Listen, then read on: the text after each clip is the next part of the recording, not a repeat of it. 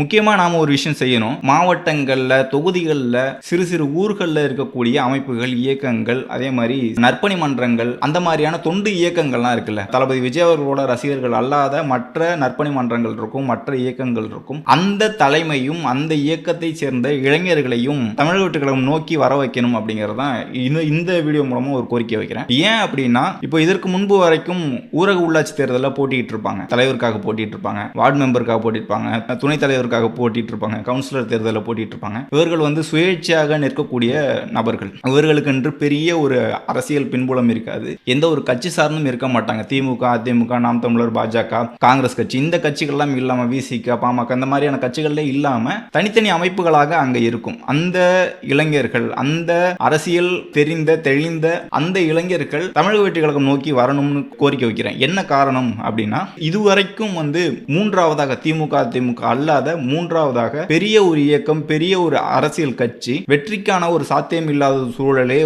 இருந்து வருது. நீங்க எப்பேந்து பாத்தீங்கன்னா, திமுகவில இருந்து பிரிந்த வைகோ அவர்கள் நான் தான் அடுத்த கட்டமா ஆட்சி பிடிக்க போறேன்னு சொல்லியிருந்தாங்க. அதன் பிறகு பாமக கட்சியா இருக்கட்டும், விஜயகாந்த் அவர்களோட தேமுதிக கட்சியா இருக்கட்டும், நாம் தமிழர் கட்சியா இருக்கட்டும், இப்படி பல்வேறு கட்சிகள், பாட்டாளி மக்கள் கட்சி, இப்படி எல்லா கட்சிகளுமே மூன்றாவதாக மக்கள் நல கூட்டணி 2016 இருக்கட்டும், தனியாக வந்தாலும் அவர்களுக்கு வெற்றி வாய்ப்பு அப்படிங்கிறது ஒரு சாத்தியப்படாத ஒரு விஷயமாவே இருக்கு. ஆனா தமிழக வெற்றிக் கழகத்தை பொறுத்த வரைக்கும் இங்க இருக்கக்கூடிய மக்களோட ஆதரவுங்கிறது அதிகப்படியா இருக்குன்ட்டு உங்களுக்கு கண்கூடவே தெரியும். நீங்க யாருக்கிட்ட கேட்டாலும் தளபதி விஜய் அவர்கள் தமிழக வெற்றிக் கழகம் வரட்டுமே அப்படிங்கிற ஒரு பார்வை இருக்கும். அப்போ திமுக, அதிமுக இந்த கட்சிகள் இல்லாம, இதுவரைக்கும் காங்கிரஸ், பிஜேபி இல்லாம ஒரு மாற்று வெற்றி அடையும் அப்படிங்கிற ஒரு எண்ணம் மக்கள் மத்தியில இருக்கு. ஏன்னா நீங்க ஒரு தொகுதியில, ஒரு வார்டுல செய்யக்கூடிய பணிகளை தாண்டி மிகப்பெரிய அளவில் செய்யறதுக்கான ஒரு வாய்ப்புங்கிறது இங்க தமிழ்நாடு முழுக்க இருக்கக்கூடிய சட்டப்பேரவை தேர்தலில் தான். அந்த அரசியலை நோக்கி பயணிக்கணும்னு நினைக்கக்கூடிய இளைஞர்கள் மட்டும் தமிழக வெற்றிக் கழகத்துக்கு ஆதரவாக கொடுங்க அப்படிங்கிறது தான் கேட்டுக்கிறேன். அந்த மாதிரி அமைப்புகள், இப்போ மீனவர் அமைப்பா இருக்கட்டும், மரம் நடக்கூடிய